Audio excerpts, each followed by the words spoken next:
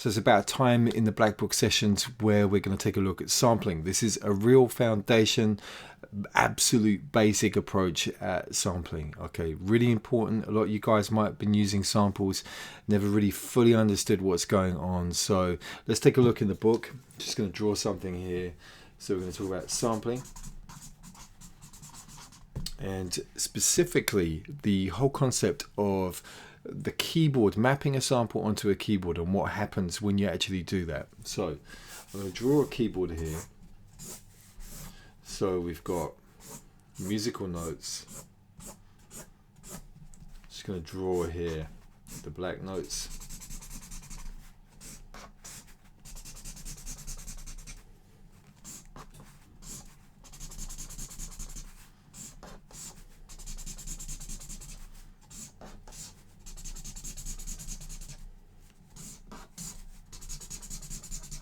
So on the keyboard we've got C, D, E, F, G, and then we start again, A, B, C, D, etc. Now up the keyboard, if we go to the right, as it is with a, basically with a musical keyboard, we're going to go higher in pitch. So I'm going to do some arrows here. Now if I put a sample down on the key, let's just say for example I put it on G, so putting it here, the sample itself is going to be playing at the original pitch. All right, so let's just draw here. Imagine that's a waveform. All right, so if I go down lower, what it does is it plays it slower. This is the kind of rules of sampling. All right, so as we go down, it's going to be slower. So that means it's actually going to be longer.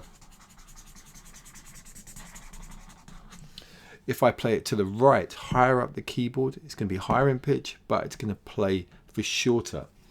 So as we go up in pitch, the sample's playing faster. As we go down in pitch, it's playing slower. All right, so lower in pitch equals slower. Higher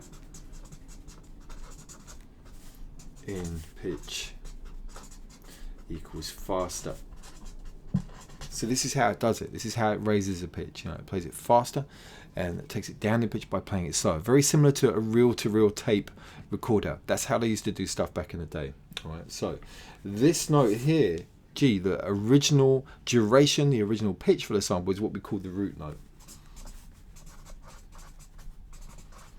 So that's the note that it's going to play in its default fashion. Now, a lot of the time you'll feel, well, actually a lot of samplers it's going to be on C or it's going to be C3. That's very typical. All right. So I'm going to do some other sampling stuff later on in this this whole kind of course. But for the moment, let's keep it as it is. Let's put a sample onto the keyboard. I'm using Ableton on this demonstration. We're going to use the simpler, which is a really basic, simple sampler. Going to come up here and we are going to find it in the instruments.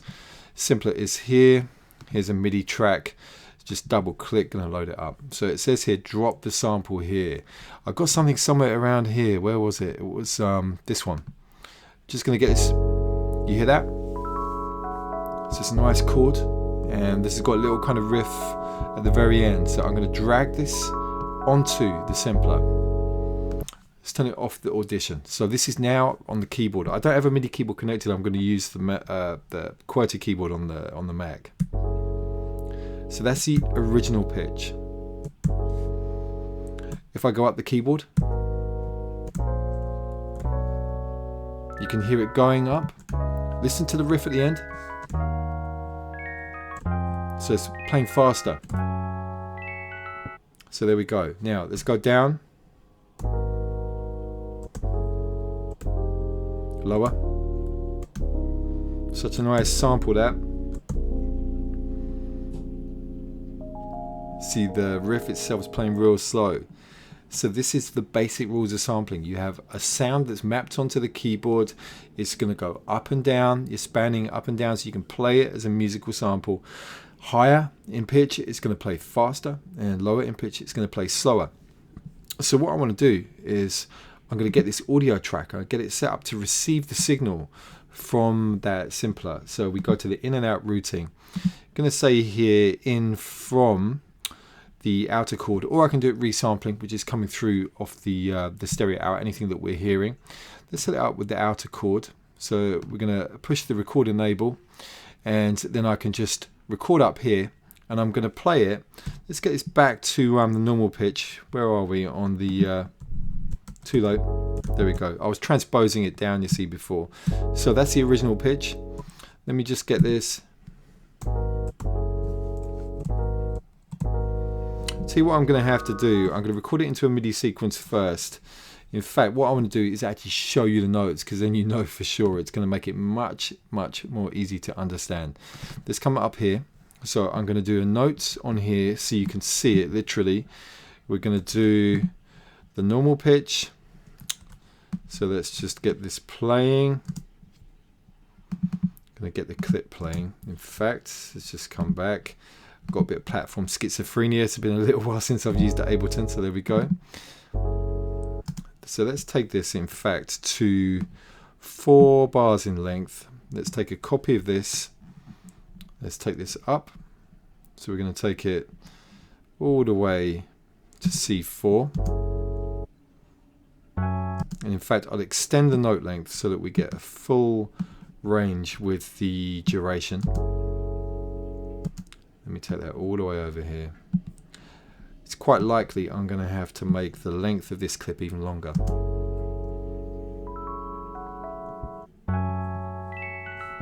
Right, this is going to be nice. All right, I'm happy about this. Let me take this down now. Let's take it down to C2. Just trying to get these. Didn't actually copy that, did I? Yes, I did. Right. So once again, sorry. Here we go. So let's have a listen. Normal. Up. Faster. Down. And I'm going to, in fact, extend this out and take a guess how long that's going to be. And it doesn't have to be precise. This is the whole thing. You can see the note durations that's longer, but just want to complete this thing and get this recorded so we can see it occurring. So here we go.